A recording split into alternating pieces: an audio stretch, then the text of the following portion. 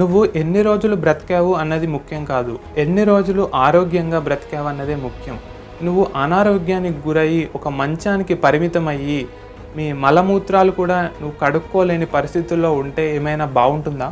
కాబట్టి ఎన్నో వ్యాధులు ప్రబలుతున్నటువంటి ఈ కాలంలో ఆరోగ్యం మీద అవగాహన కలిగి ఉండడము, ఆరోగ్యంగా ఉండడం అనేది చాలా ముఖ్యమైపోయింది.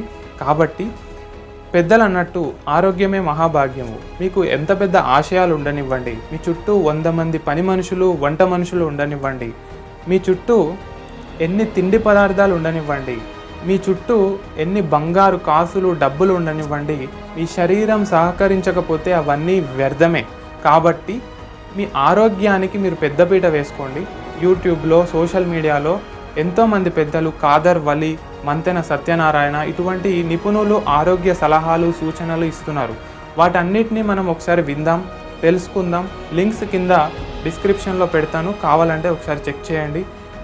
జాస్ బిల్లింగ్స్ అన్నట్లు health is like a money, we never know its true value until we lose it.